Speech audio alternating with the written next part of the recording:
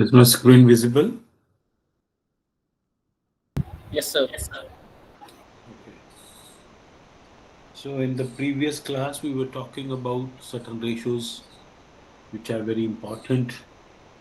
After preparing your final accounts, it's important to find out the proportionate incomes or the assets over the liabilities, or profit over the sales, profit over the total assets, so that you can identify whether we are in the solvent position or not, right? So for that, we were trying to cover certain ratios in which we were covering certain long-term solvency ratios, as well as we were covering the short-term solvency ratios, plus few of the ratios which are important to identify the liquidity position of the company, in which we were covering about the current ratio, the quick ratio, or the absolute liquid ratio. Then we were also concerned about how much inventory we have, how much return we are getting on the inventory or a stock. So in this case, we will see uh, what is my position in the case, what is my turnover position in the case of the sales or on assets. You can check it, the turnover on the assets or on debtors as well, recovery, how much time you are taking up to recover your money from your debtors. So these kind of ratios we were covering. So in the previous class, we had finished about this working capital turnover ratio, and one of the important ratio which I believe is the profitability ratio. So आपको बहुत बार question आएगा भी, maybe in the coming chapters you will find it, uh, that uh, what is the basic objective of any of the firm. So every firm have a basic objective of profit maximization. But when you talk about the profit maximization, uh, there are theorists, those who claim that profit maximization is not important, rather wealth maximization is important. Any idea that how it is different from the profit maximization, how the wealth maximization is important? Anybody?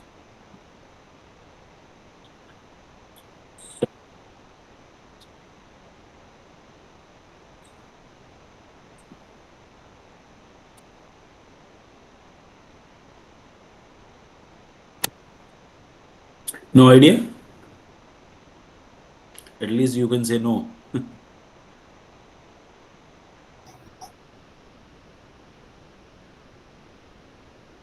No idea at all? Oh, not sure, sir. Not sure. Okay.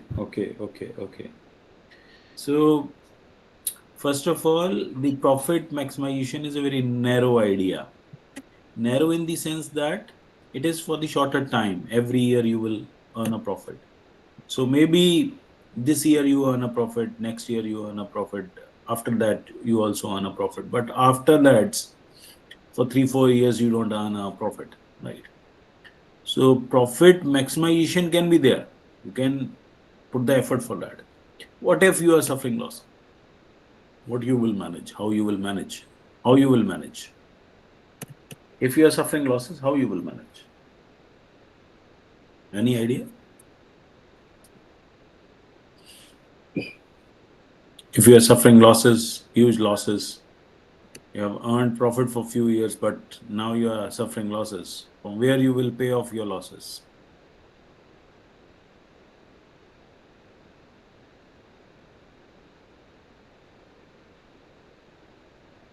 कुछ तो idea होगा. No? One is you will create a certain reserves and surplus. Reserves you create. मैंने पहले बताया था, we always prepare a conservative approach on the other side, when you prepare a conservative approach, basically you are accumulating the funds. Accumulating the funds means you try to keep the money with you so that you create a wealth with it, so that you can pay off to your shareholders, they can create a wealth with it. So wealth maximization becomes the longer term objective.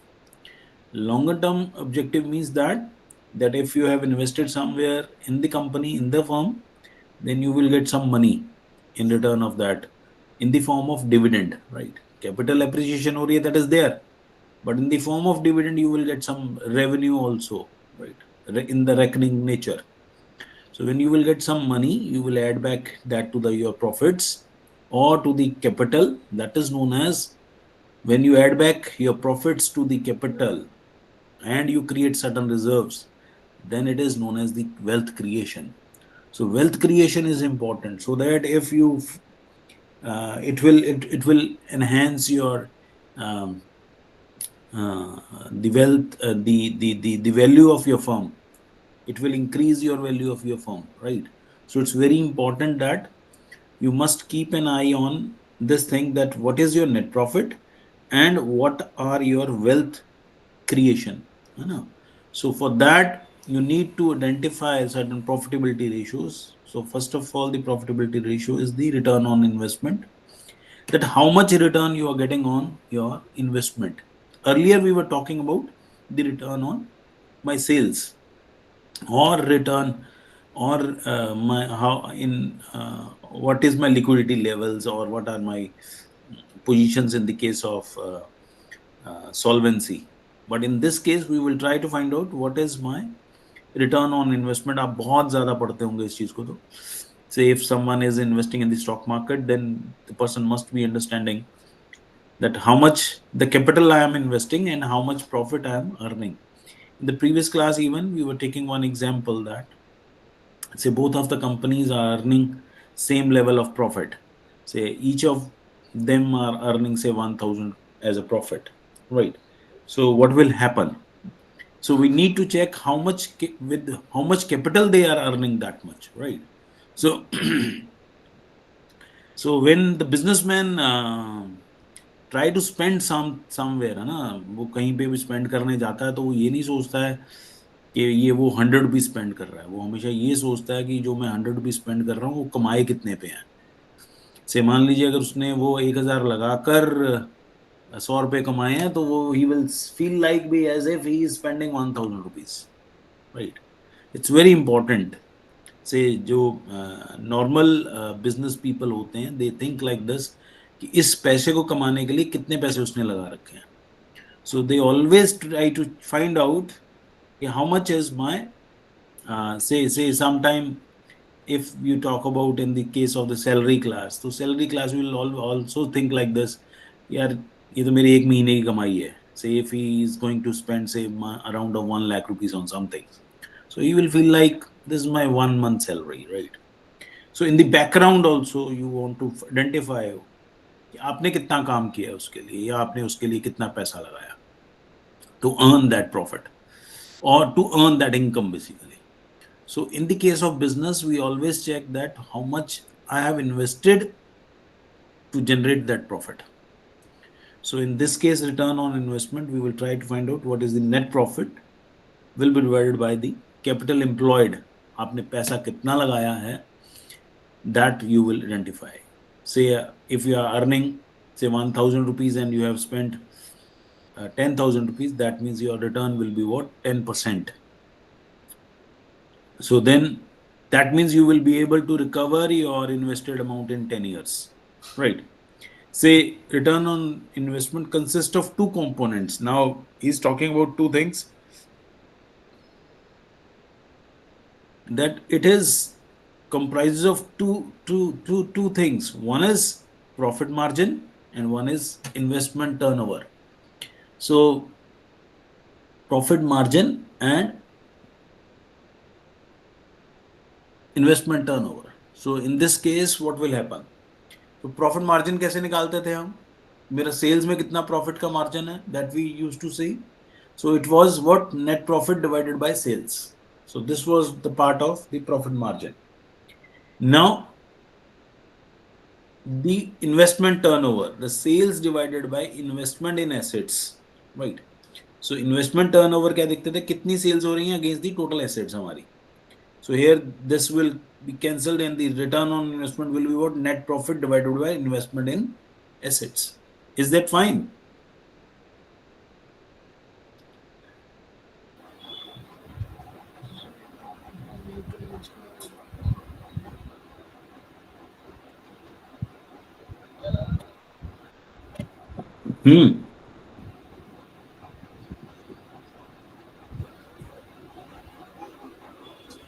Sir एक minute हाँ जी,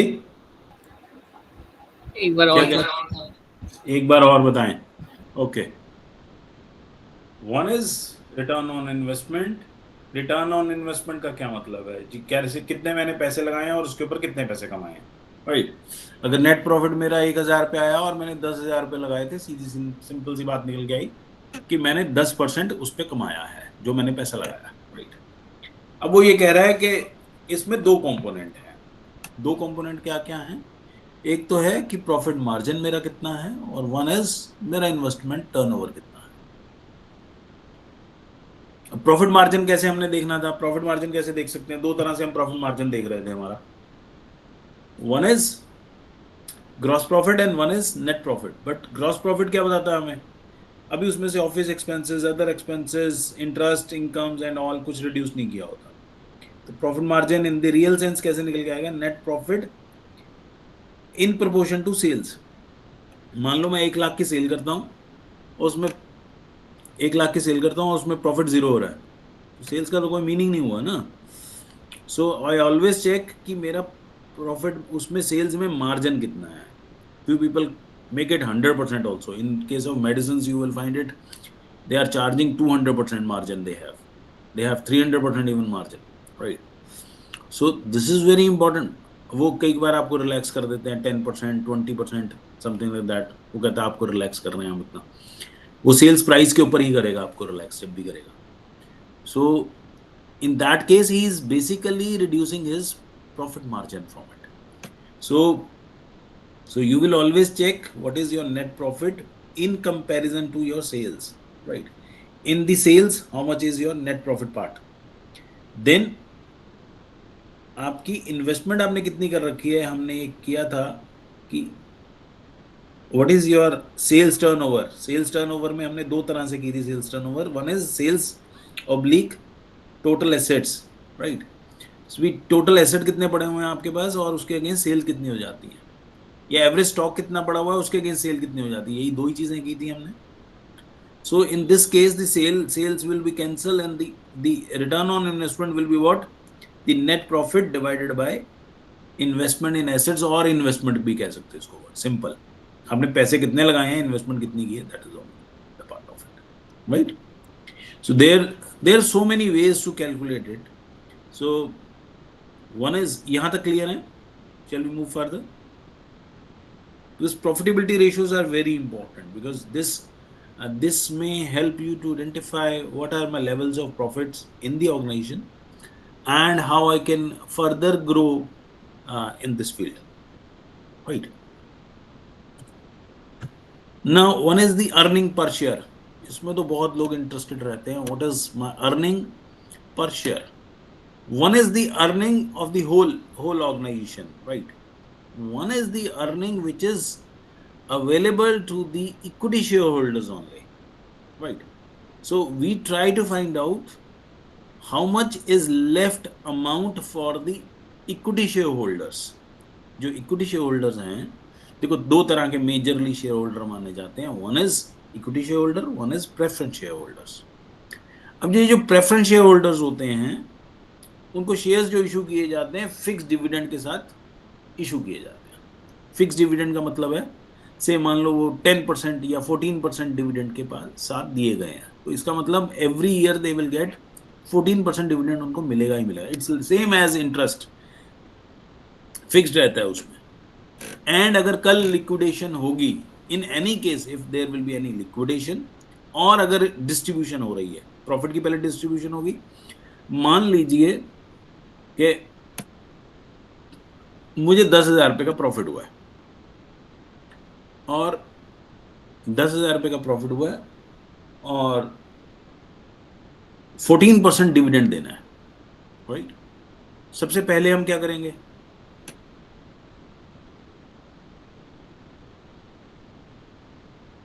सबसे पहले क्या करेंगे?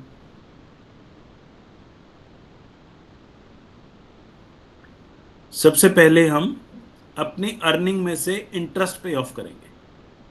मेरे पास profit आ गया, उसमें से सबसे पहले हम क्या करेंगे? इंटरेस्ट पे करेंगे। अब फिक्स डिविडेंड कितना है मेरा? फिक्स डिविडेंड मान लीजिए मेरा कितना होगा? 14% है। 14% ऑफ योर जितना भी कैपिटल लगाया होगा, मान लीजिए इट कम्स आउट टू से 1,500 रुपीज। जस्ट एक हाइपोथेटिकल फिगर ले रहे हैं, राइट। पहले इंटरेस्ट पे ऑफ करेंगे, राइट। देन हम उसके ऊपर टैक्स कैलकुलेट हो जाएगा।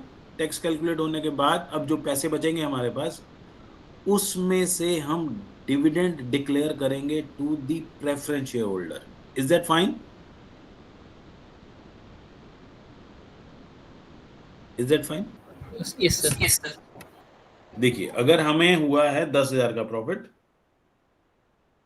10,000 का प्रॉफिट हुआ है मान लीजिए, और 2,000 हमारा इंटरेस्ट जाता है। हमने कोई लोन उठाया हुआ है, बैंक का लोन उठाया हुआ है, तो उसके ऊपर इंटरेस्ट जाता है, या डिबेंचर्स का लोन, हमने डिबेंचर्स इशू किए हुए हैं, डिबेंचर्स का जो पैसा है, इंटरेस्ट है, वो जाएगा सबसे पहले तो। ठीक है जी। 10,000 का प्रॉफिट हुआ है, उसमें से सबसे पहले क्या काम कर देंगे? इंटरेस्ट पे ऑफ कर देंगे, राइट। इंटरेस्ट पे ऑफ होने के बाद हमारे पास कितने बचे जी? 2,000 का इंटरेस्ट दिया, कितने बचे? 8,000।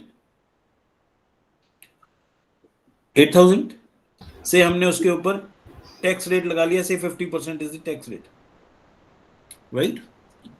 50% इज दी से टैक्स रेट।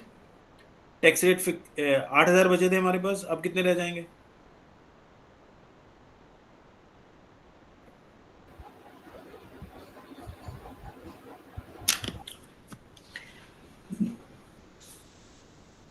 कितने रह जाएंगे?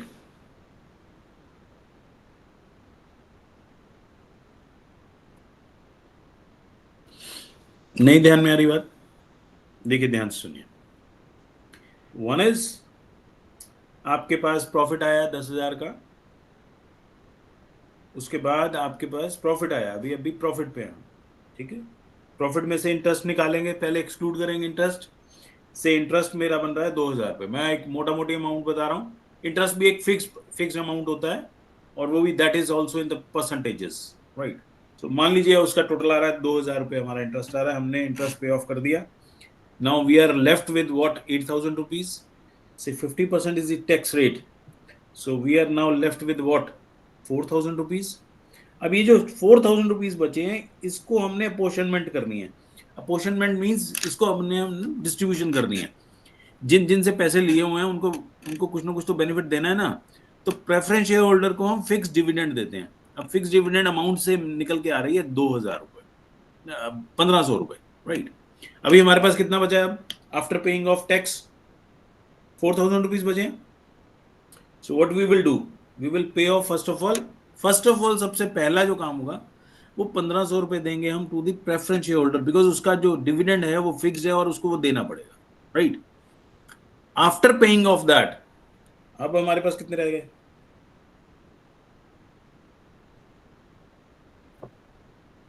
अब हमारे पास कितने रह गए? मेरी वॉइस क्या क्लियर नहीं है क्या आज? 2,500. 2,500. 2,500, राइट। अब आपके पास जो 2,500 रह गया, this is the residual amount, बचा, मतलब बचा हुआ पैसा जिसको हम बोल सकते हैं। This is for the equity share holders, right. जिन्होंने आपकी कंपनी में पैसा लगाया है, ये उनके लिए बच गया। उनके लिए बच गया, तो इस पैसे को कैसे बांटेंगे? किस किस रेशो में बांटेंगे? वो किस रेशो में बांटेंगे?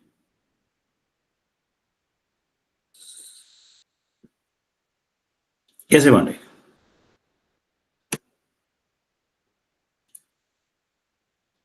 एनीबडी? इतना ही मुश्किल सवाल नहीं है मेरा।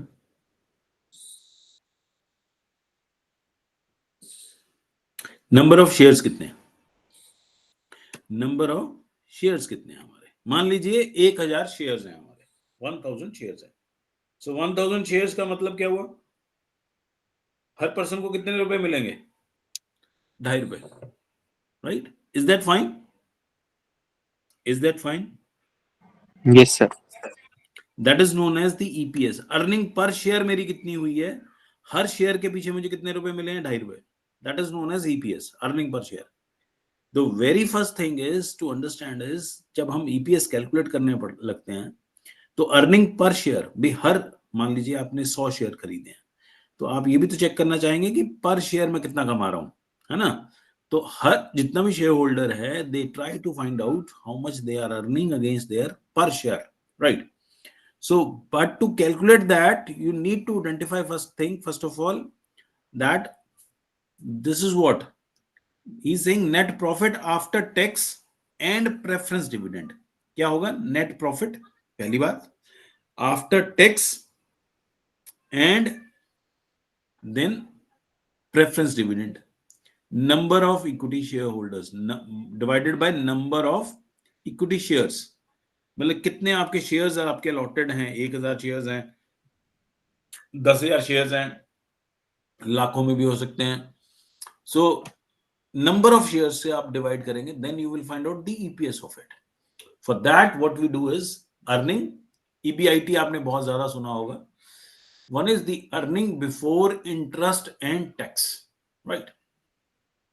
अब मैं इसको और एक्सपेंड करेंगे, बीटा आजकल बोलते हैं उसको। That is earning before interest and tax and amortisation, right? Beta, ठीक है। सो वन इज amortization means आप जब किसी भी प्रीलिमिनरी एक्सपेंसेस जैसे आपके होते हैं या कोई और अदर एक्सपेंसेस होते हैं जो आपके पुराने चले आ रहे हैं, बिफोर द कंपनी ओपनिंग चले आ रहे हैं, बट जिसकी अपोर्शनमेंट अभी भी चल रही है, that you will exclude first of all, right? I will go in the detail in the next part. So one is the earning before interest and tax minus, first of all you will deduct interest from it, then you will deduct the tax part from it, then it will be divided by the number of shares. इस case में मान लीजिए there is no preference dividend, but if there is a preference dividend, what you will do? So it will be what? Earning before interest and tax. First of all, आपके पास income आ गई, right? उसमें से interest minus किया, फिर 1 minus tax mean से आपका 30% tax है, तो 0.3 इसमें से माइनस कर देंगे, 0.7 से इसको मल्टीप्लाई कर लेंगे, right? Is that fine? So आपकी पोजीशन आ जाएगी 70% पे. Then you will exclude the dividend which is to be given by DP, means that the dividend to the preference shareholders, right? So we only pay the fixed dividend to the preference shareholders, right? So that earning will be divided among the all equity shareholders. So that is known as the earning per share. Say आपके पास 10,000 पे earn हुए हैं, आपका interest 2,000 रुपए का है, exclude कर दिया तो आपके पास रिमेनिंग बच गए 8,000. आपका से 50% टैक्स है, तो आपके पास रिमेनिंग बच गए 4,000 में से भी अगर आपने प्रेफरेंस डिविडेंड से हाइपोथेटिकल एक फिगर ले रहे हैं 1,500 आपने पे ऑफ कर दिया, तो you are left with what? 2,500, to which we will call earning after interest and tax and preference dividend. Is that fine? क्या बोलेंगे?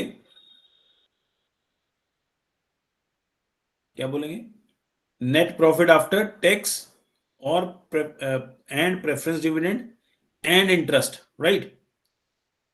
क्लियर है? Is that fine? So divided by what? The number of equity share holders, number of equity shares कितने हैं आपके, उससे divide करेंगे, then we will find out the earning per share कितना आ रहा है. Shall we move further? यहां तक क्लियर है?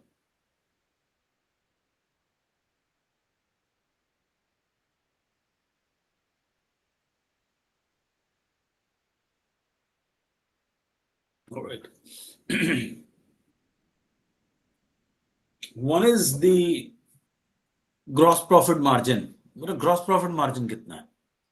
So it's about the sales minus cost of goods sold, जिसको हम पहले भी पढ़कर आए हैं. सेल्स में से जब हम कॉस्ट ऑफ गुड्स सोल्ड निकाल देते हैं तो हमारे पास क्या आ जाता है? Gross profit. राइट, सेल्स में से आपने cost of goods sold deduct कर दी, so what you will get? The gross profit. So it will be what? The gross profit divided by sales is the known as the gross profit margin. Right. So return on assets. So in that case, net profit after tax divided by the total assets. So what are my net profits after tax and what are my total assets? So you will see how much is the net profit after tax on the total assets, how much you are earning on the assets. Right. हमने 2-3 तरह से किया था. Sales के ऊपर भी देखा था एक सेल्स ऑन टोटल एसेट. वो क्या था? Anybody? Sales on total asset.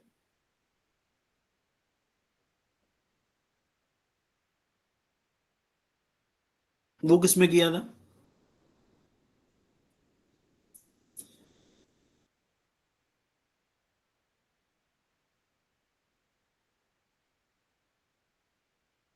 No idea.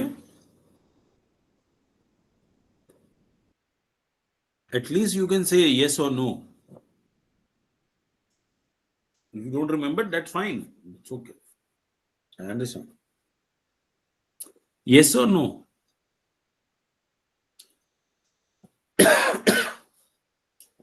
Yes. Nobody? So I think I should cover the theoretical part of it. So it will be much better.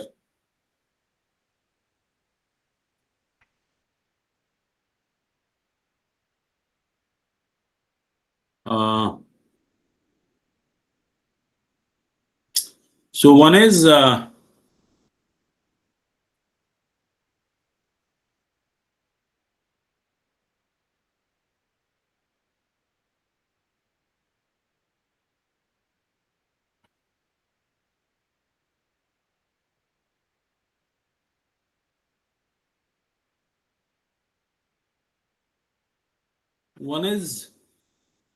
return on assets. One is the net profit after tax in proportion to the total asset. How much I am earning my profit after tax in proportion to the total assets. Right. So this percentage is very important to understand. What is my return on asset? This is the return profit on the sales, the proportion of profit on the sales, and this is what the profit against the total assets. आपके कितने total assets लगाए हुए हैं, मतलब total आपने wealth कितनी लगाई हुई है, एक तरह से आप ये चेक कर सकते हैं. total wealth आपने जो लगाई है, so this total asset will be what? Total asset will be most probably be equivalent to the whole liability side, right? Total assets means what? The fixed assets and the current assets.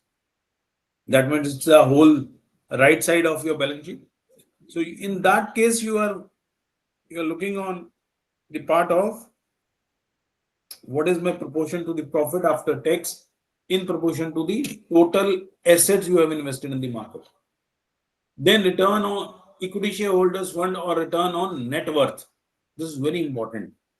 Return on equity shareholders funds or to which we call a return on net worth. Net worth क्या चीज है? This is very important. So net worth is like what after deducting all the liabilities from the total asset, how much you are left with. That is known as the net worth. Right. So in that you always try to check net profit after interest and tax divided by the net worth. What is my net worth? So return on equity shareholders के लिए net worth क्या होती है? That is the net profit after interest and tax divided by net worth into 100. Return on equity shareholders fund. Right. Then market test ratio. Certain other ratios we also try to find out whether we are performing better or not. Right. So in that we see the dividend payout ratio. Dividend payout ratio is how much dividend you are declaring in compare to the earning, है ना? देखिए, जब भी share holders को पैसे मिलेंगे, दो तरह के पैसे मिलेंगे उसको. वन इज उसकी जो रिटर्न होगी वो दो तरह की होगी. एक तो होगी रेकरिंग नेचर में, एक होगी कैपिटल नेचर में, right? One will be in the capital nature, one will be in the recurring nature. इसका मतलब क्या हुआ? एनीबडी?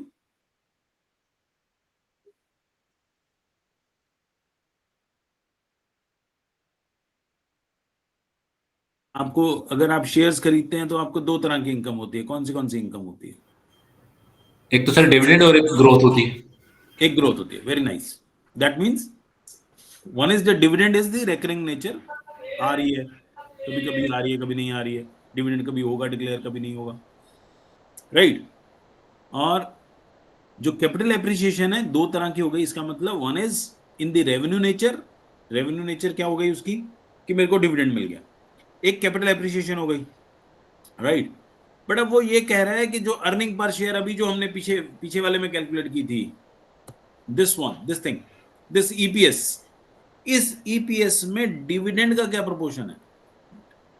तो that is known as the dividend payout ratio. कि अर्निंग पर शेयर जो हुआ है उसमें डिविडेंड पर शेयर कितना है, राइट? क्योंकि ये भी वो देखना चाहता है कि से जब भी आपने नोट किया होगा, कंपनीज जब भी डिविडेंड अनाउंस करती हैं, दे announce it on the basis of the face value of the share, right? से कभी 1% दे दिया, कभी 5% दे दिया, कभी 10% दे दिया. मान लीजिए आपका 100 रुपीज का आपने शेयर खरीदा हुआ है, तो वो फेस वैल्यू पे डिक्लेयर करेंगे. इस टाइम पे मान लो 1000 रुपए का शेयर हो चुका, उसके ऊपर डिविडेंड नहीं देंगे. वो डिविडेंड किस पे मिलेगा? You will always get it on the face value of the share. Face value कितनी थी जब आपने शुरू में शेयर को खरीदा था, जितने का उन्होंने तब अनाउंस किया था शेयर, राइट? सो उस टाइम पे मान लो अनाउंस किया था उन्होंने 100 रुपीज का, और this time they have declared 10% dividend से मान लीजिए. So the dividend amount will be what? 10 rupees. It won't be से इस टाइम पर मार्केट का प्राइस उसका जो हो चुका है कैपिटल एप्रिसिएशन करते करते 950 हो चुका है, उसके ऊपर नहीं मिलेगा. अगर उसके ऊपर कैलकुलेट करेंगे तो कितना बन जाएगा? से 950 का शेयर है, कितना हो जाएगा डिविडेंड? पॉइंट समथिंग हो जाएगा सर, बहुत छोटा. 95 rupees. 95 rupees will be the dividend. उस केस में कितना देना पड़ रहा है? Only 10 rupees. इस केस में कितना देना पड़ रहा है? 95 rupees. So they always declare a dividend on face value of the share, right? Because वो low रहता है normally, right? So this is very important. So अब वो ये कह रहा है कि dividend per share मेरा कितना आ रहा है in comparison to earning per share. Earning per share क्या था हमारा? Earning before interest and tax, and earning after interest and tax divided by number of equity shareholders. Clear? Is that fine? वो एक प्रोपोर्शन हम निकाल चुके थे, उसके ऊपर हम देखेंगे डिविडेंड पर शेयर मेरी प्रोपोर्शन क्या आ रही है. देन डिविडेंड का यील्ड कितना हुआ है, that will be what.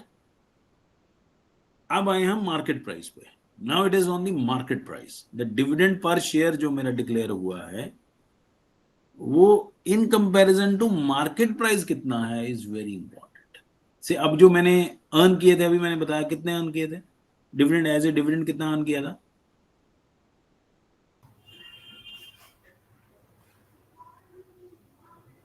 10 rupees. As a face value of the face value हमने एक तरह से फेस वैल्यू कितनी थी हमारी? 100 रुपीज. 100 रुपीज फेस वैल्यू थी, उसके ऊपर 10% डिविडेंड डिक्लेयर हुआ, 10 रुपीज आ गए मेरे पास. अब अगर मैं ये देखूं कि मेरा आज जो मैंने शेयर मेरा प्राइस चल रहा है उसके कंपैरिजन में मैंने कितना डिविडेंड कमाया है, तो then it will be in the fraction. Yes, the point you are referring is that will be in the fraction. Yes, dividend will be what? Dividend per share will be what? That is 10 rupees declare हुआ था, and अभी आपका price क्या चल रहा है? 950.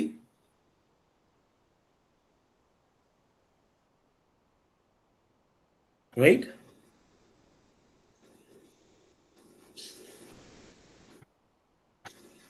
So you are only earning 1%. जब आपने चेक किया डिविडेंड पर शेयर तो वो तो आपको 10 रुपीज लग रहा है, बट आपने जब उसको प्रोपोर्शनली चेक किया कि अब कीमत कितनी हो चुकी है शेयर प्राइस की, then it is only 1%, approximately 1%। Otherwise आपको लग रहा है आपने 10% अर्न कर लिया। कंपनी ने जब डिक्लेयर किया dividend, so you will feel like it is declared as a 10% of the face value, right? But in the real terms, what you are getting, dividend yield कितनी हुई है आपकी, in real terms कितनी हुई है, it is only 1%, to which you will compare with what the market price of the share. So dividend per share will be divided by the market price of the share. So it comes out to say 1%. अभी हम जो बात कर रहे हैं. So this is very important. Now the book value. How you will calculate the book value of it? That is the equity capital plus reserves, जितने भी आपके reserves आप create करते जा रहे हैं, minus profit loss account debit balance. If there is any losses, then we will deduct it from that, right? This thing, equity capital plus reserves divided by total number of equity shares, book value आपकी book value of shares आ जाएगी आपकी, right? So this is very important to understand. These ratios are very important to understand, because the reason being, if you want to give some information to your shareholders or to your managers or to the higher authority, so it's important that you must calculate certain ratios so that you can inform your higher authorities that this is the position, liquidity position, or a short-term solvency position, or a sales position. This is the real picture of. So in this case, what you will do, one is you will inform them about the long-term solvency ratio, then the liquidity ratios, what are your liquidity positions, then you will tell them the activity turnover ratio, then is the profitability ratio, then is your market test ratio, then the utility of the ratio analysis. So the basic part is the utility of the ratio analysis. They may ask you about a particular ratio, and they may ask you what is the benefit or what is the utility of this particular ratio. So any of the ratio to which you feel like you are not in the position to understand it well, you may ask me, so that we can do one practical of it, then we will move further. Anything you want to ask up to this? आपको कोई भी एक ratio जो नहीं समझ में आई हो, या आपने पढ़ी हो उसके बाद नहीं समझ में आया हो, क्या इसमें कवर करना है? Book value is calculated by per share या total book value of the company? Book value आप टोटल में ही जब रखते हैं तो टोटल में ही रखते हैं हम, बट पर शेयर बुक वैल्यू भी निकल के आ सकती है. Actually, see, whenever I'm referring screener or something, I mean money control or something, I saw that is per share, I think. हाँ, नहीं वो आपको पर शेयर दिखाएगा. Yes, yes. बुक वैल्यू जो भी दिखाएगा वो, देखो एक तो है मार्केट प्राइस उसका क्या चल रहा है, एक उसका है फेस वैल्यू क्या चल रहा है, एक उसका बुक वैल्यू क्या चल रहा है. देखिए जब कंपनी ने इशू किया तब 100 रुपीज में इशू किया, या तो कंपनी 10 रुपए का इशू करती है शेयर, या 100 रुपए का इशू करती है जनरली, राइट.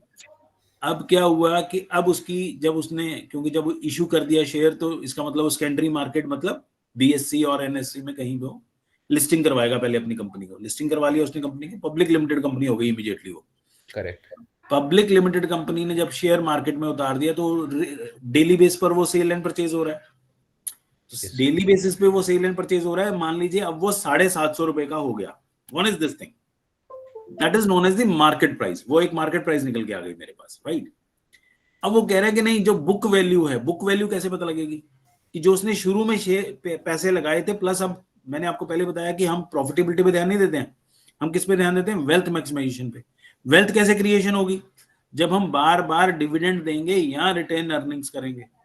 अब रिटेन अर्निंग्स क्या होंगी, रिटेन अर्निंग का क्या मतलब है, देखो मेरे पास 1000 रुपए का प्रॉफिट हुआ, बचा, सारा कुछ देने के बाद, इंटरेस्ट भी दे दिया, डिविडेंड भी दे दिया, सब कुछ दे दिया, से 1000 रुपए का मेरे पास प्रॉफिट बचा.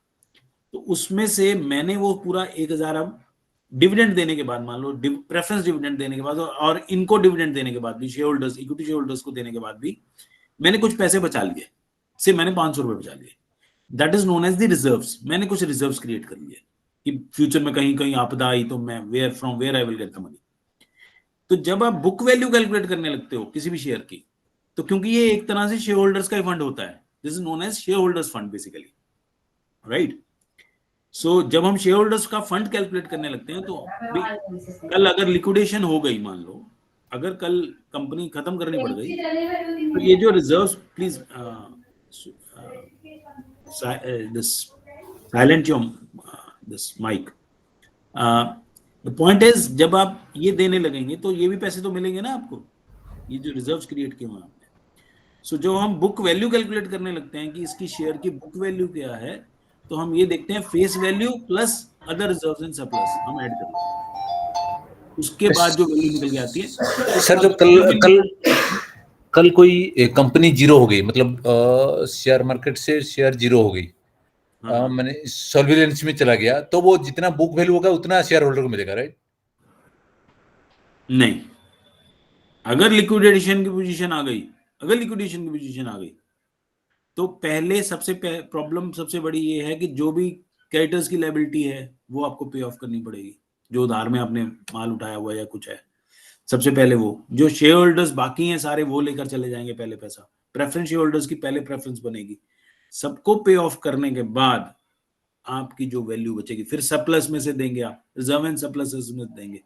जब रिजर्व एंड सरप्लस भी खत्म हो जाएंगे, उसके बाद आप शेयर होल्डर्स की जो कैपिटल पड़ा हुआ है उसमें से पैसे देंगे, उसके बाद जो बचेगा वो इक्विटी शेयर होल्डर्स में बटेगा। नहीं सर, जो हम बुक वैल्यू कैलकुलेट करते हैं उसमें जैसे प्रेफरेंस हो गया या जिनके भी जितने लोन मोन हो, वो तो सारे ऑलरेडी डिडक्ट होती है बुक वैल्यू से, या नहीं?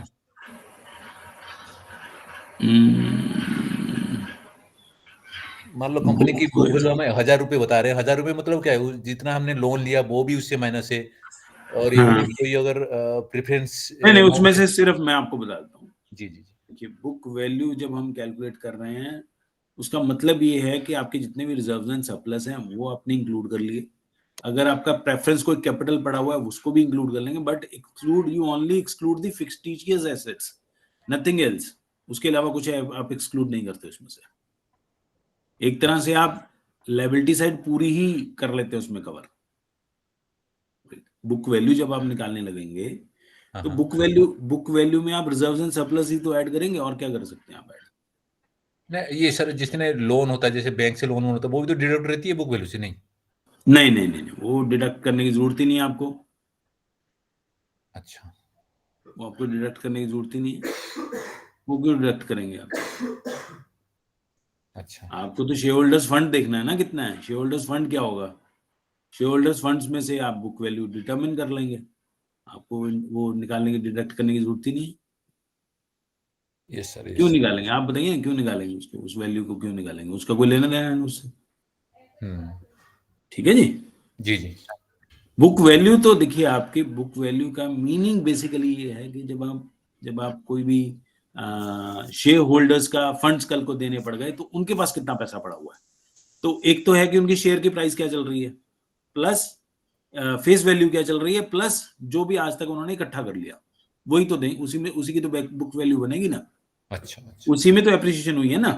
हम्म, तो जो आप लोन उठा लेंगे उससे कोई एप्रिसिएशन थोड़ी ना हो रही है आपके शेयर्स की, ठीक है ना। तो उसको ना तो एक्सक्लूड करेंगे ना इंक्लूड करेंगे। Is that fine? Yes sir. ठीक है जी। Well, one is this thing, anything else someone wants to know?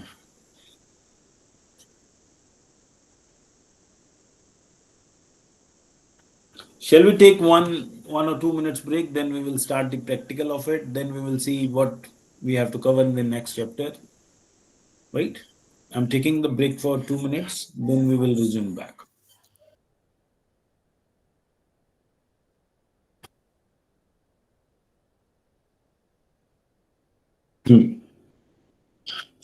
Now you see, is my screen visible?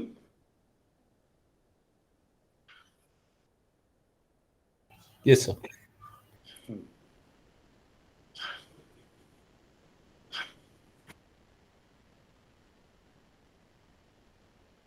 So this is the one of the balance sheet is given. Balance sheet में हमारे पास क्या क्या है, equity share holder capital बताया उसने, capital reserves बताए हैं उसने, one is mortgage loan बताया उसने, that is 8% mortgage loan, that means interest will go on it.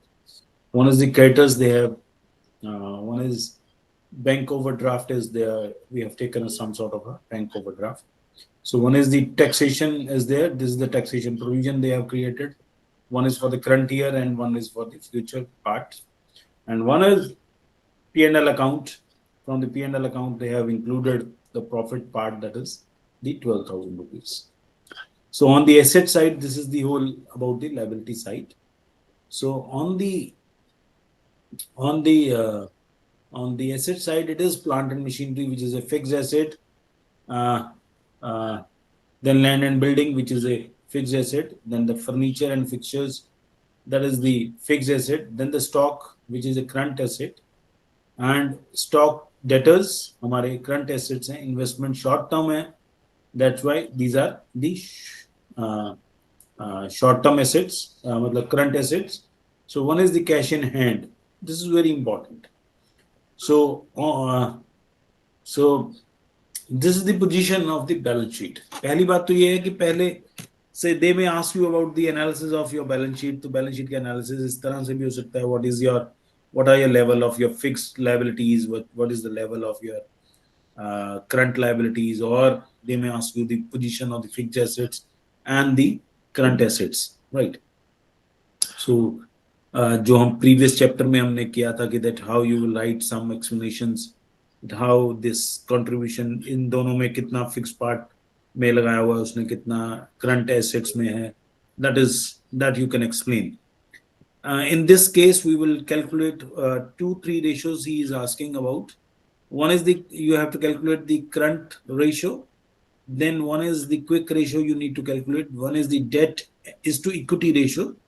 And debt is to equity ratio के बाद proprietary ratio is also very important. Proprietary means that exactly the equity shareholders के जो proprietors हैं, owners हैं, उनकी क्या ratio चल रही है. So that we will see, right? One is the current ratio. So for the current ratio, what you need?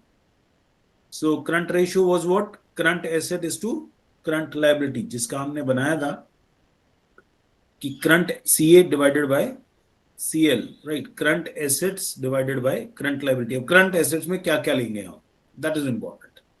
So one is the current assets are my stock. Stock is of 12,000 rupees. Then debtors of again of 12,000 rupees. Then short term investment, अगर long term investments होती तो वो fixed assets में आ जाता, right? So short term investments are there plus cash in hand, right? So one is my stock. Current assets में क्या क्या आ जाएगा? Stock आ गया, debtors आ गए, investments आ गई और cash in hand आ गई. अगर मान लीजिए cash at bank लिखा होता तो cash at bank भी आ जाता, right? या bills रिसीवेबल लिखा होता तो बिल्स रिसीवेबल भी आ जाता. सो करंट एसेट्स मेरे कितने हो जाएंगे? One is 12,000 plus 4,000 of investments and plus 12,000 of cash in hand. So it comes out to total of my current asset is what? 40,000 rupees. Is that fine बेटा? यहां तक समझ में आ रहा है? Yes sir. Okay. So the another part is the current liability part. Current liability में हमने क्या क्या बताया? Shareholder capital fund is what? A fixed liability. Capital reserve is a fixed liability. Then 8% loan on mortgage is a long term loan. That's why it's a fixed liability. तो short term क्या हो जाएगा हमारे लिए? One is creditors, one is bank overdraft, and any provisions of reserves and surpluses, right? तो आपने कोई भी provision create की है for the reserves and surpluses, that we will include in the current liability, right? So current liability will be what? That is creditors are 16,000. Then bank overdraft is 4,000. Then taxation, provision for taxation is for the current year it is 4,000. For the future it is 4,000 again. So your current assets are 40,000 and your total of current liability is coming out to 28,000, right? So the proportion is coming as compared to it is 1.43:1. 1.43:1. क्या ये sufficient है जो हमने rule of thumb किया था या generally accepted rule जो किया था? Is it fine? Anybody? Ratio हमारे पास क्या निकल के आ गई? 40,000 डिवाइडेड बाय 28,000. It is 1.43:1.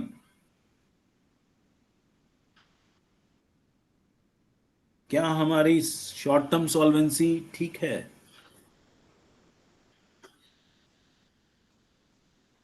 हाँ जी,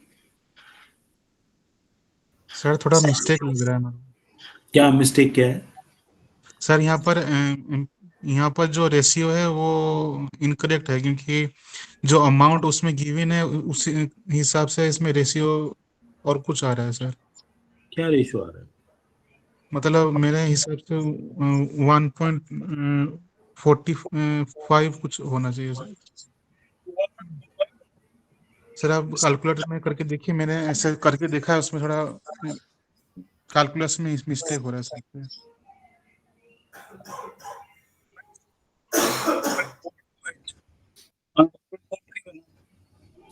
क्या इशू है?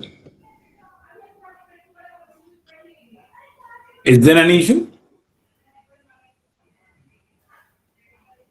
आपने कैसे डिवाइड किया है? सर आपने जो फॉर्मूला बताया था ना कि ऊपर अमाउंट और जो करंट अमाउंट और नीचे प्रीवियस अमाउंट करके जो आपने फॉर्मूला बताया था प्रीवियस में।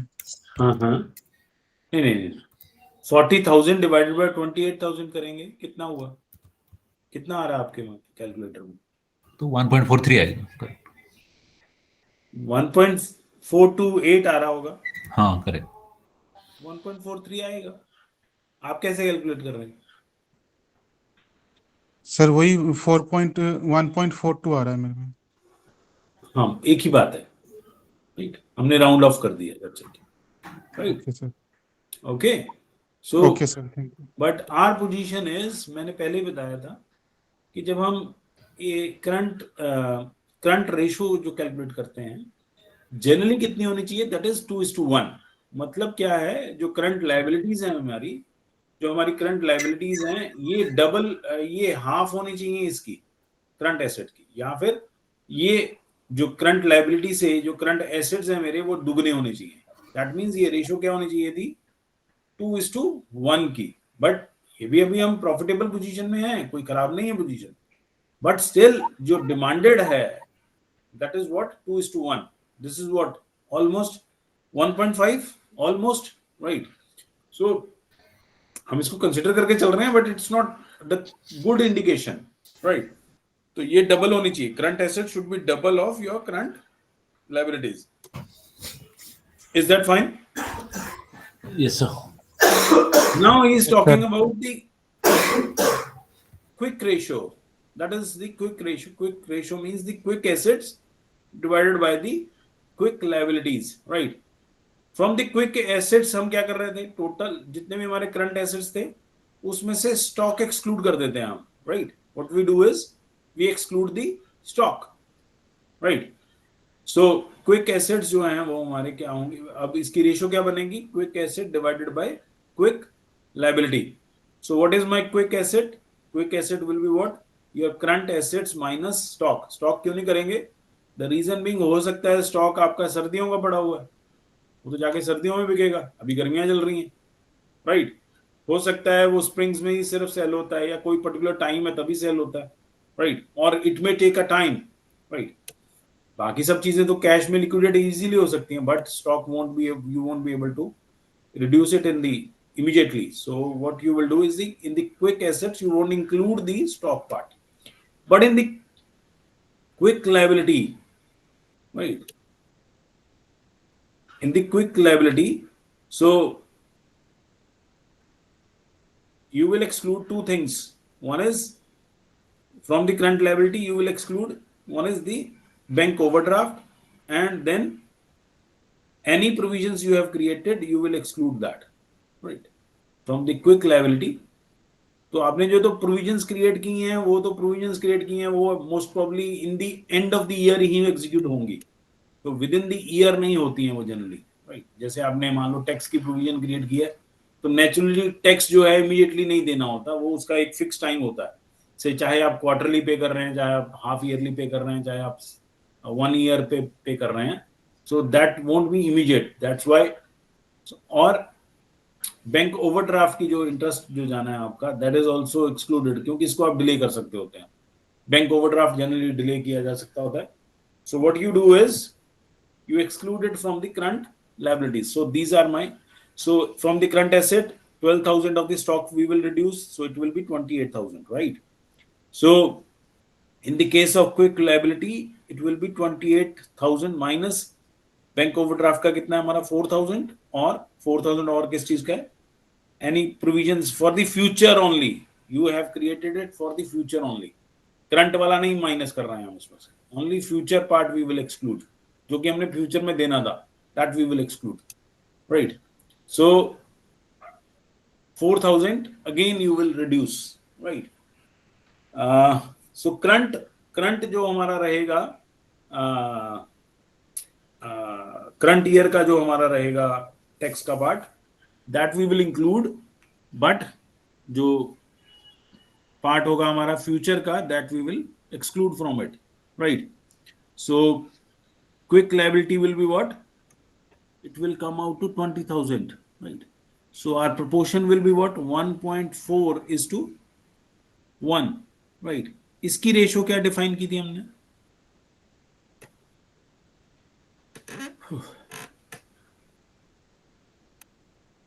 इसकी रेशो क्या डिफाइन की थी?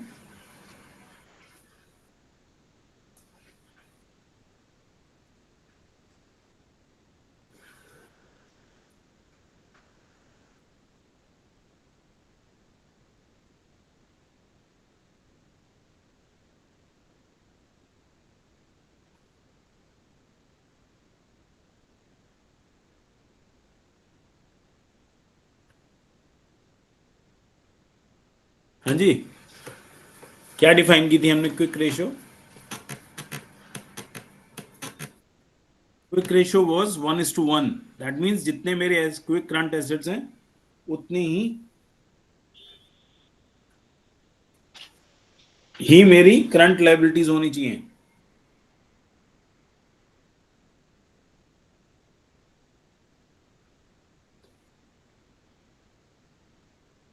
Is it better or poor?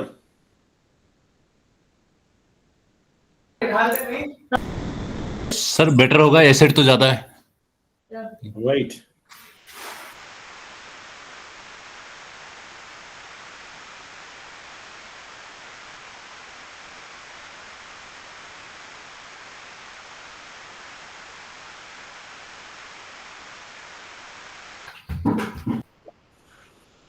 क्यों बेटर होगा?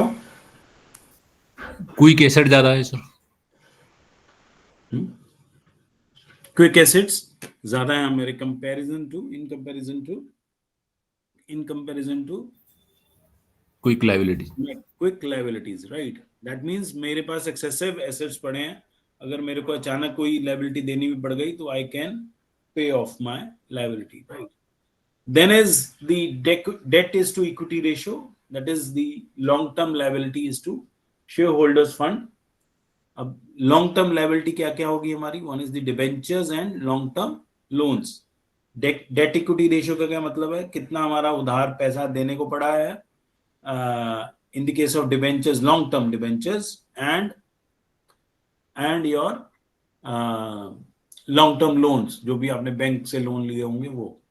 so that is long term debt divided by the shareholders fund। अब shareholders के पास क्या क्या फंड होते हैं? one is the equity share capital plus reserves and surplus जो उन्होंने क्रिएट किए हैं, प्लस प्रेफरेंस शेयर कैपिटल जो भी हमारा होगा, preference share capital, that means दोनों का share capital plus reserves and surplus, right? Equity share capital plus preference share capital plus reserves and surplus minus fictitious assets। fictitious assets means say आपने कोई रखे हुए assets like goodwill and all, preliminary expenses, all these are of no use, right. रखे होते हैं आपने but होते नहीं है असल में, right. So what you will do, you will exclude it from the share holders fund. तो जो शेयर होल्डर्स के लिए पास का वेल्थ माना जाता है जिसको, या शेयर होल्डर्स फंड जिसको बोलते हैं, उसमें से हम एक्सक्लूड क्या कर देंगे, fictitious assets. So are long term long term liability कितनी निकल के आ रही है, दैट इज 32,000 रुपीज, राइट। उसमें हमने क्या क्या देखना है, debentures and long term loan कितना है हमारा। वन इज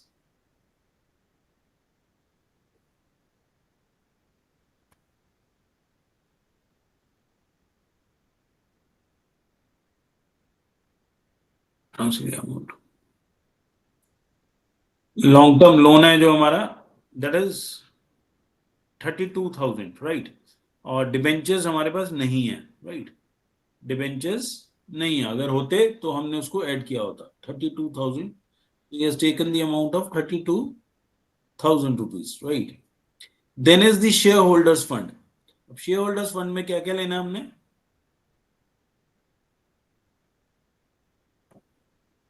shareholders fund में क्या क्या लेना है, one is equity share capital 40,000 का, देन रिजर्व्स, कैपिटल रिजर्व्स ले लिया हमने 8,000 के, उसके बाद लोन आ गया, लोन नहीं लेना, क्रेडिटर्स नहीं लेने, बैंक ओवरड्राफ्ट नहीं लेना, और कोई भी चीज नहीं है हमारे पास, राइट।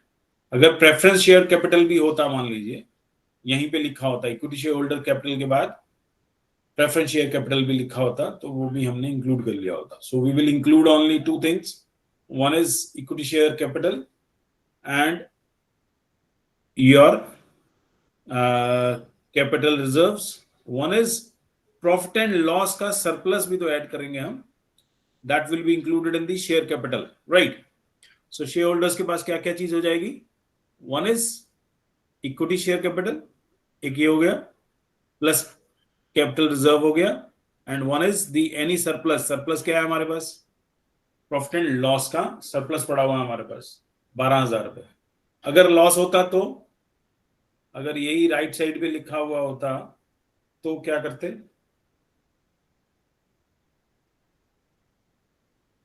यस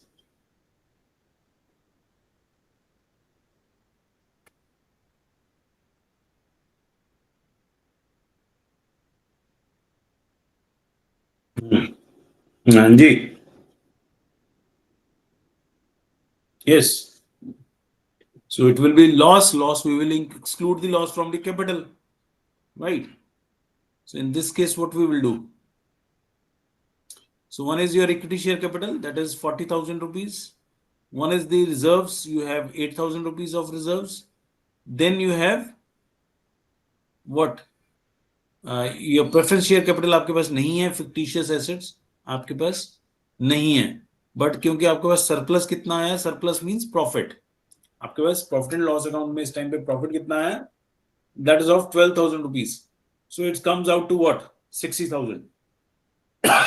हमने बैलेंस शीट करते हुए एक चीज की थी कि इक्विटी शेयर कैपिटल में हम ऐड क्या कर देते हैं, प्रॉफिट को हम ऐड कर देते हैं, अगर लॉस होता तो उसको डिडक्ट कर देते, या फिर सरप्लस को हम इसमें ऐड कर देते। तो बहुत सारी बुक्स ऐसे भी लिखेंगी, equity share capital plus profit plus reserves plus preference share capital excluding the fictitious assets, right? So this is the shareholders fund. So shareholders fund जब आपके पास आ गया, so that is what the ratio is, what 0.53:1, that is 32,000 divided by 60,000. So this ratio comes out to what, 50.53, that means half is to 1. Is it good or bad?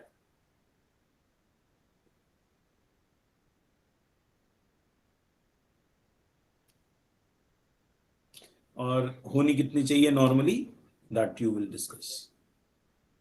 Yes, 1:1 होना चाहिए, 1:1 होना चाहिए। और कोई,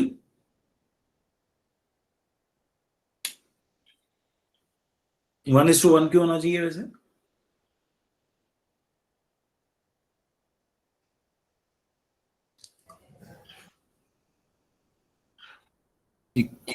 equal, both side equal. Equality रखेंगे इसलिए। No, it's not like that, it's good position. अब मैं इसमें देखो दो चीजें हैं बेटा। वन इज शेयर होल्डर्स, जो फंड है वो शेयर होल्डर हमेशा चेक करता है, इक्विटी शेयर होल्डर हमेशा ये चेक करता है कि हमारी जो जो कंपनी है वो लोन कितना उठा रही है या बाहर से पैसा कितना उठा रही है। वो कभी नहीं चाहेंगे कि वो हम पर हावी हो जाएं, राइट। तो डिबेंचर शेयर होल्डर्स यहाँ, क्योंकि इनका फर्स्ट राइट है, अगर कल लिक्विडेशन हुई तो सारा पैसा तो यहीं चला जाएगा। अगर आपकी 1:1 हुई पोजीशन, तो सारा पैसा तो इनको चला जाएगा, पहले पैसा इनको जाएगा सबसे पहले। कल को अगर Correct. लिक्विडेशन हुई, सारा पैसा तो इनको चला जाएगा। सो वो कभी भी उसको ओवर पावर नहीं होने देते, राइट। तो इक्विटी शेयर होल्डर्स हमेशा कोशिश करते हैं कि वो उनसे हाफ हो, उससे ऊपर ना जाए, राइट। कोशिश करते हैं मिनिमम पे। इवन आजकल जो नया ट्रेंड चला है, that is zero debt free. आपने कंपनी सुनी होंगी, डेट फ्री कंपनीज का क्या मतलब है? That they don't raise any debt now, right. So equity share holder, but few of them call it as a good, few of the companies don't call it as a good. They feel like it's better to give a fixed rate of interest, है ना। से जो भी आप capital raise कर रहे हो उसमें, क्योंकि उसमें तो डिविडेंड आपको बहुत ज्यादा देना पड़ सकता है। प्रॉफिट अगर आपका ज्यादा हो गया तो ज्यादा डिविडेंड देना पड़ेगा, बट इसमें क्या होगा, अगर प्रॉफिट ज्यादा हुआ तब भी आपको फिक्स्ड इंटरेस्ट ही देना है, तो बहुत सारे लोग खुश भी होते हैं। But it's a double edge weapon, इसको कहा जाता है डबल एज वेपन। डेट को हमेशा डबल एज वेपन भी कहा जाता है। कि अगर इन खुदा ना खास्ता आपका लॉस हो गया, what will happen, what will happen if you are suffering losses, what will happen, what about the interest part? Interest पर तो एडीडी जाएगा, लॉस भी फिर जाएगा, फिक्स्ड है, वो तो देना ही देना पड़ेगा। So you will be in the more losses, right. So they always want to keep it moderately, not always high, right. बहुत सारी कंपनीज है जो हाई करती चली जाती हैं, फिर वो फंस जाती हैं, right. But it's very good if they can keep it up to the 0.5, right. So अगर अगर आप डेट ज्यादा बढ़ा लेंगे, another thing will happen that the now जितने भी आप फंड्स और रेज करेंगे, मान लीजिए, क्योंकि जब आप बैंक के पास अप्रोच करेंगे, if you will approach to the bank, they will see that what is your proportion, है ना, as compare to your equity. So they, if they will find it high, naturally they will charge a higher rate of interest, है ना। वो कहेंगे ये तो पहले ही कर्जे में डूबा हुआ है, जो कर्जे में ऑलरेडी है उसको और रेट ऑफ इंटरेस्ट हाई करके दिया जाता, कभी डिस्काउंट नहीं दिया जाता, राइट। तो इट्स वेरी इंपॉर्टेंट, जितना जितना आप और रेज करते रहेंगे डेट, तो वो और कॉस्टलियर होता चला जाएगा। It's very important, this ratio is very important, right? So they keep on watching this thing, that how much is the proportion to our this thing, what we call it, मेरी कितनी proportion बन रही है, 1:0.5 से नीचे ही होनी चाहिए ये पोजीशन। एंड जो शेयर होल्डर्स फंड हैं, they keep on I on this thing, भी हमारे डेटर्स कहीं बहुत ज्यादा बढ़ ना रहे हो, बैंक लोन कोई बहुत ज्यादा बढ़ ना रहा हो। So they always watch this thing, right. Is that fine? Shall we move further? No. Another thing which they are asking is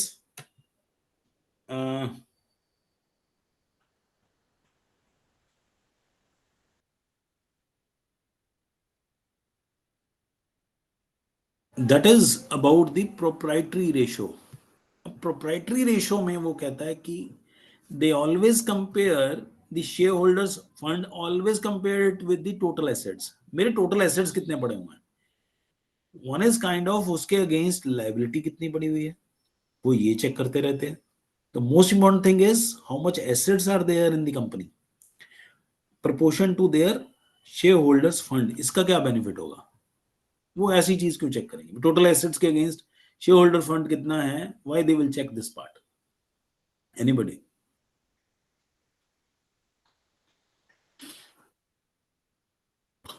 कि मेरे टोटल एसेट्स कितने पड़े हुए हैं, शेयर होल्डर्स का पैसा कितना लगा हुआ है, वो इस दोनों की प्रोपोर्शन से देखने से क्या बेनिफिट होगा?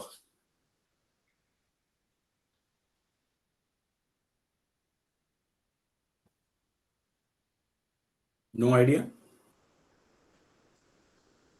शेयर होल्डर फंड से जो इनिशियल कैपिटल है वो, हाँ नहीं नहीं, हाँ जो आपने इनिशियल कैपिटल लगाया plus reserve and surpluses,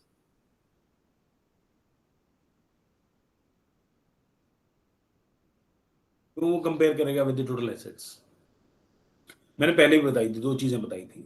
In the very beginning we were talking about this part, that we all the time we try to find out the position between the liability side and the asset side. Accounting equation भी जब हम बना रहे थे, there also you were talking about the total of liabilities against the total of assets. So when the shareholders are there, shareholders fund, है ना, so they always try to find out what is my position in comparison to the total assets, right? So almost they try to maintain it at equivalent, right?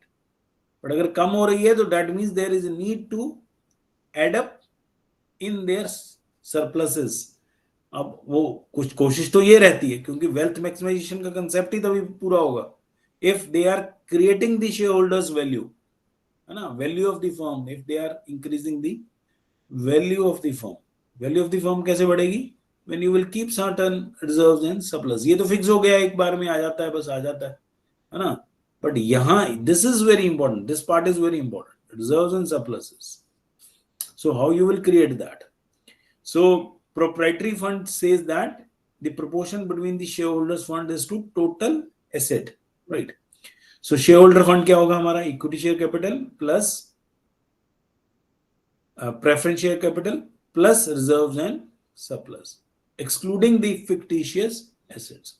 From the total asset also we will exclude what? The total asset excluding the fictitious assets. जितने भी हमारे fictitious assets होंगे, किसी भी चीज की apportionment चल रही होगी, फिक्टिशियस एसेट है जो कि एसेट नहीं है बट हमने रखा हुआ है, तो that you will exclude from it, है ना. So from the total asset, right. So this thing comes out to 60,000 and the total of asset is, fictitious asset है ही नहीं हमारा कोई भी वैसे भी, so total asset comes out to 1,20,000, है ना. ये हमारा टोटल ऑफ एसेट्स कितना था हमारा? 1,20,000. Is that fine? Yes sir. इसमें क्या क्या आ जाएगा? शेयर होल्डर फंड में हमने क्या क्या इंक्लूड करना है? One is equity share capital plus reserves, capital reserve plus profit. Is that fine? अगर प्रेफरेंस शेयर कैपिटल होता तो प्रेफरेंस शेयर कैपिटल भी रख लेते, right.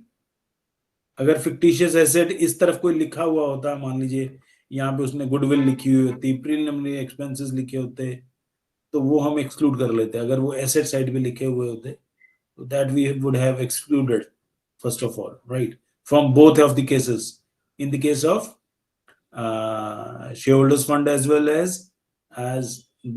as well as from the current from the total of the assets. So total of assets is what? 1,20,000. So equity share capital is 40,000. Capital reserves is what? 8,000 plus profit and loss. That means surplus. That is 12,000. 12,000 plus 8,000, 20,000, and plus 40,000, 60,000. So ratio will be what? 60:120. Right. So ratio क्या निकल के आ गई हमारे पास? 60:120. So this ratio will be what? 0.5:1. Is it a good ratio? 50%. 50%. All right. Is it a good ratio?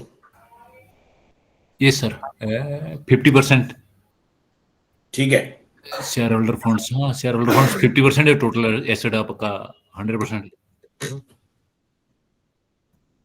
इसका मतलब है, देखिए बहुत इंपॉर्टेंट चीज है, मैंने पहले बताया था, one side is the present side and one is the past side.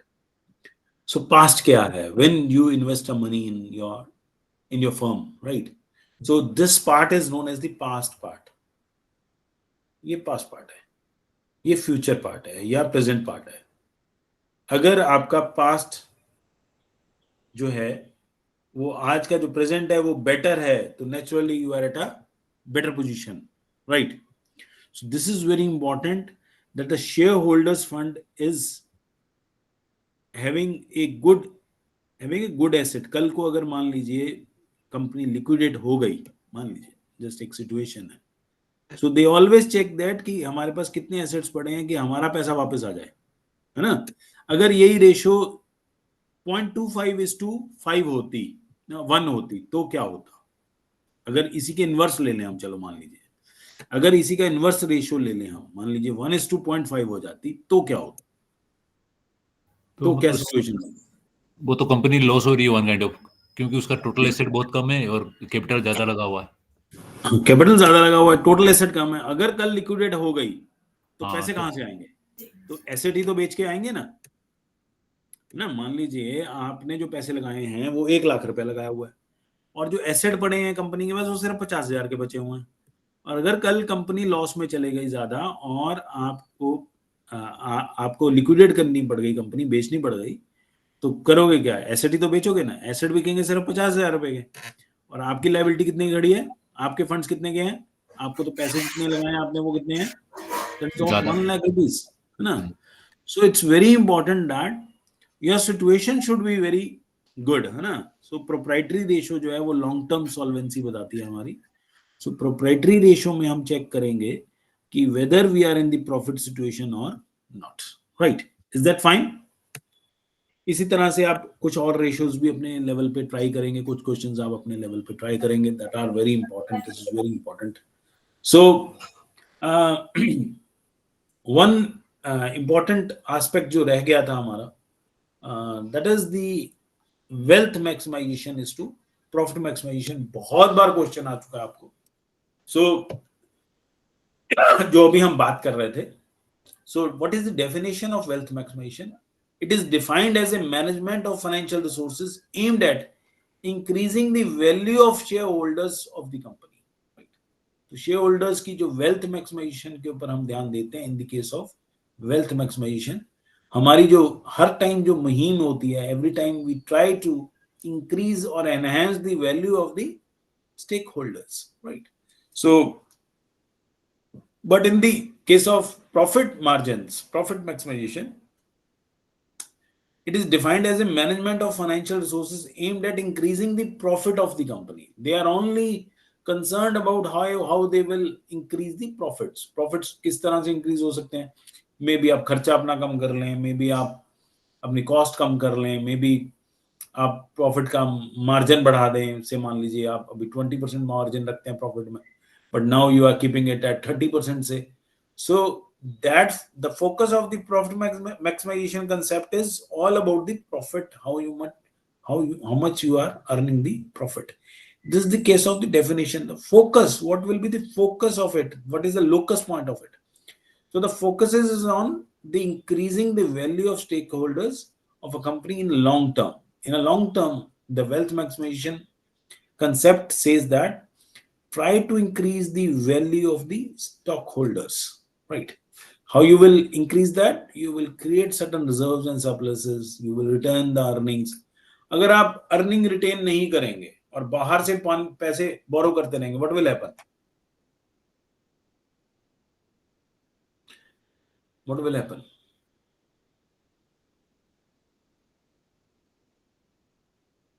Anybody?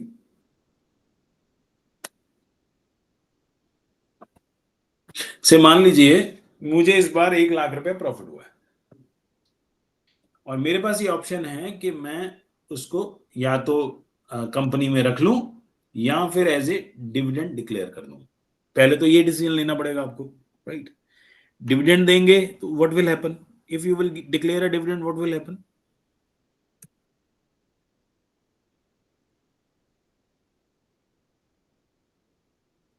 It will increase the share holders wealth, right? Dividend declare होगा तो शेयर होल्डर्स की वेल्थ बढ़ेगी, राइट? अगर आपने अब वो जो 1 लाख रुपया था मान लीजिए उसमें से 50,000 आपने एज ए डिविडेंड डिक्लेयर कर दिया, right? So that is declared, तो शेयर होल्डर्स की वेल्थ में जाके जुड़ गया वो। बट अगर अब आपको अचानक 50,000 की जरूरत पड़ गई, कंपनी को 50,000 की जरूरत पड़ गई, राइट? वो तो हमने एज ए डिविडेंड वहां डिक्लेयर कर दिया। अब जो पैसे चाहिए होंगे वो कहां से आएंगे? 50,000 वो कहां से आएंगे?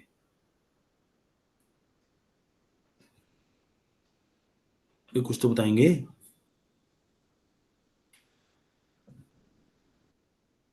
Naturally, two ways are there. Either I will raise it from the new equity shareholders, या तो मैं नए शेयर्स निकालूंगा, नए इश्यूज करूंगा, दैट मीन्स फाइनेंसिंग का खर्चा आएगा, शेयर मार्केट में और शेयर्स निकालने पड़ेंगे, फ्लोट करने पड़ेंगे, राइट, और उसके ऊपर भी फिर डिविडेंड देना पड़ेगा, नंबर ऑफ शेयर्स बढ़ जाएंगे, नंबर ऑफ शेयर्स बढ़ जाएंगे तो अर्निंग पर शेयर जो था हमारा अभी हम जो कैलकुलेट कर रहे थे वो कम होता चला जाएगा।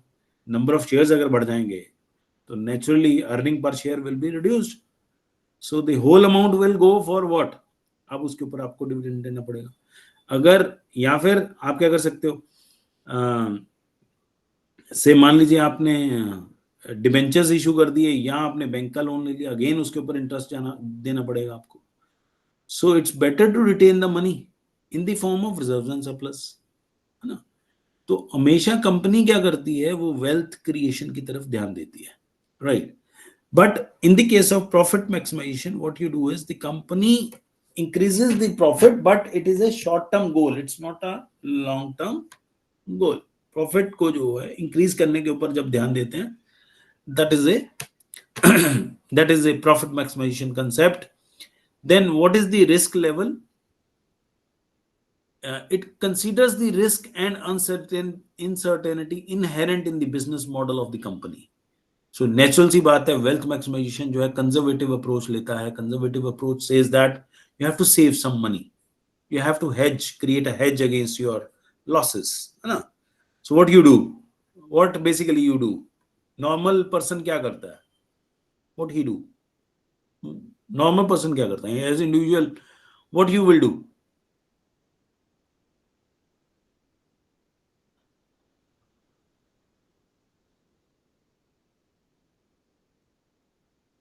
Normal person will do what?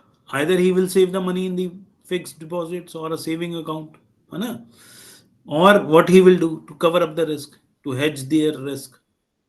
so what they will do, they will invest in the insurance companies, है ना, insurance करवा लेगा, so that if they will suffer a losses that will be compensated, but that is only for the compensation part, right? so you always try to cover the risk। so if there will be any losses, तो if there will be any losses means expect कर रहे हो आप भी losses भी हो सकते हैं, always profit नहीं होंगे। so business models जितने भी आज तक के बने हैं, they always keep in mind that there will be some sort of a uncertainty and you need to keep a margin for your risk levels। so what you do is you always save a money। so wealth maximization explains you about how you will save the money and for the future aspects। it does not consider, naturally profit maximization does not consider any kind of uncertainty, or a business model does not consider the risk part, right? then the usage, what is the usage of it? It's a company's longer term value, so they always increase the value of the market share जो है उससे बढ़ेगा। but in the case of profit maximization it won't lead to any increase in the price of the share, but it will only improve the operational profit। ये आपका operational profit improve कर सकता है, but it cannot create a wealth for you, right? it's a very short term objective। so this is all about today's chapter। anything you want to ask me from the chapter? कोई भी आपको ratio नहीं समझ में आई है या आपको कुछ समझना है पर्टिकुलर रेशो में, you can tell me.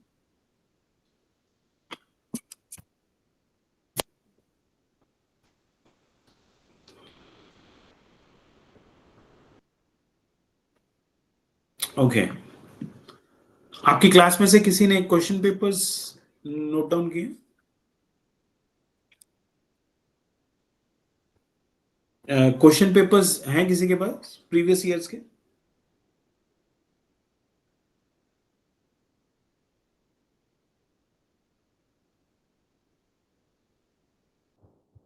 No sir. आप में से कोई अरेंज कर सकता है क्वेश्चन पेपर्स प्रीवियस ईयर्स के, so that we will cover tomorrow the previous year question papers, so that we can well understand कि क्वेश्चन पेपर क्या आएगा, आपको कैसे उसका रिप्लाई देना है, कैसे आप उसको अटेम्प्ट कर सकते हैं। Tomorrow we will discuss about that. Is that fine?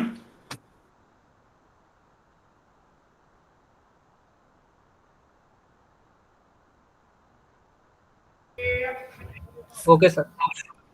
Right.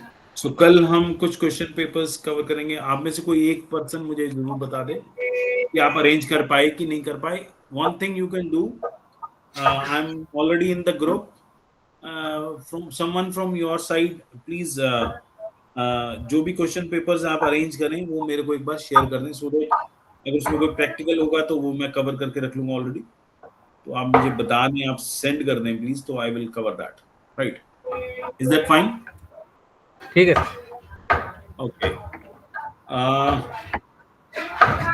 One is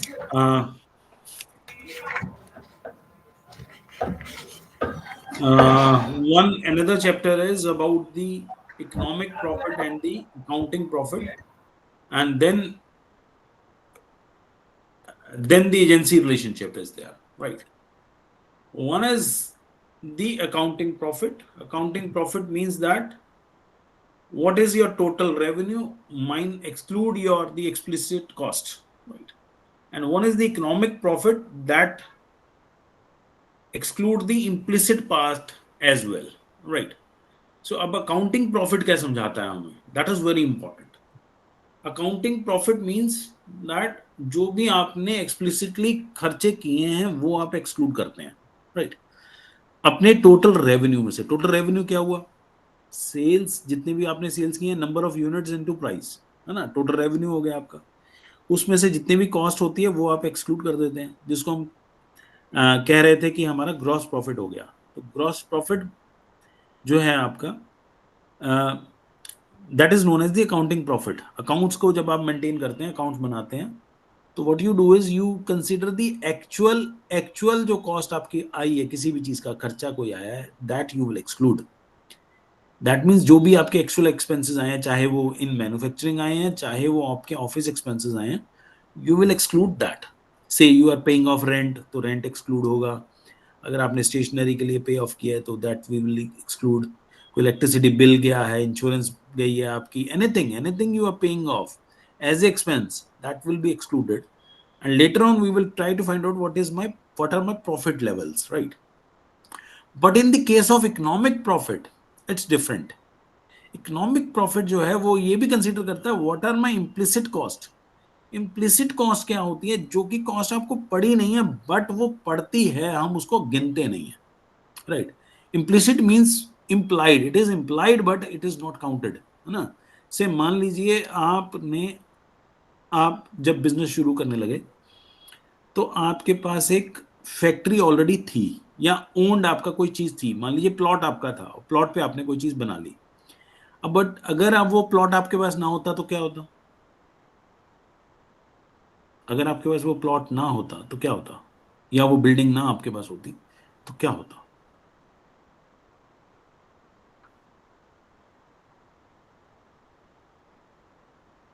आप रेंट दे रहे होते, है ना, तो रेंट दे रहे होते, बट अभी आप रेंट दे नहीं रहे हो, बट इन एक्चुअल तो पड़ रहा है ना वो आपको रेंट।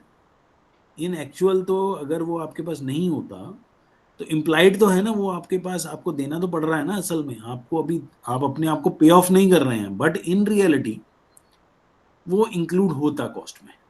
जब हम जब इकोनॉमिक्स पढ़ते हैं तो इकोनॉमिक्स में ये वाले जो खर्चे हैं, इम्प्लिसिट कॉस्ट जिसको हम बोलते हैं, वो उसको भी कंसिडर करती है।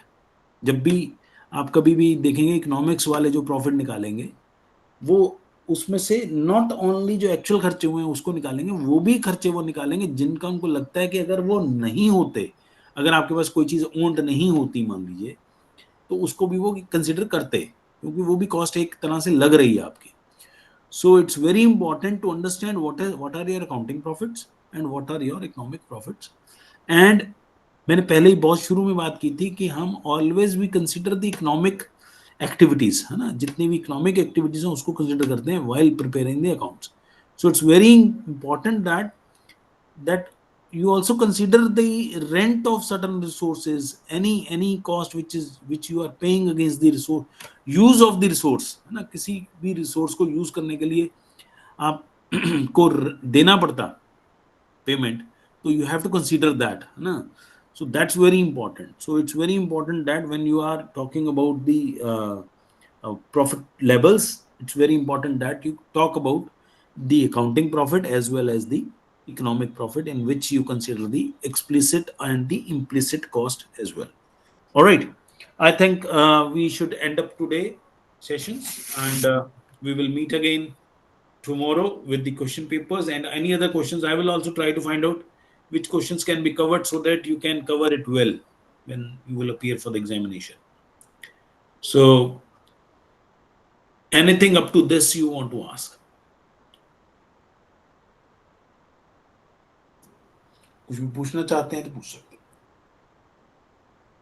किसी के पास अभी हैं क्वेश्चन पेपर्स तो देख लें.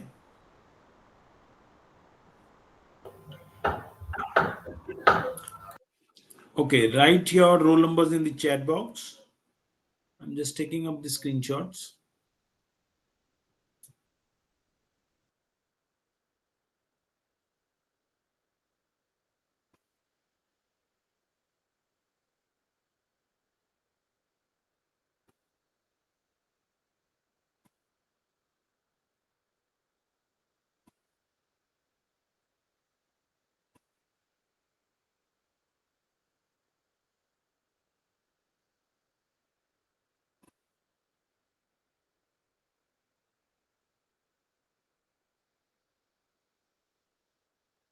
Okay.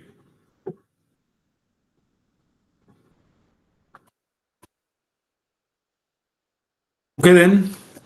Thank you so much. We will meet again tomorrow. We will see. अगर आपके पास किसी के पास भी क्वेश्चन पेपर्स हों, मुझे पहले एक बार प्लीज शेयर कर दीजिएगा.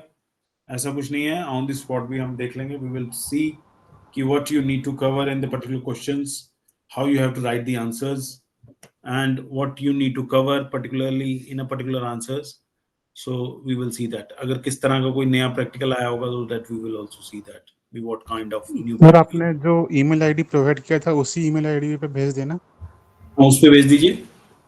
सर आपके व्हाट्सएप पे सेंड कर दिए. व्हाट्सएप पे सेंड कर दिया है क्वेश्चन पेपर्स. जी सर. ठीक है. Thank you so much. So we will discuss it tomorrow when we will take up a class. तो मैं इसको कुछ प्रीवियस क्वेश्चन पेपर्स जितने भी होंगे और भी अगर आपके पास हों तो मुझे बता दें. So we will try to cover that. Is that fine? Almost इसमें है काफी. ठीक है.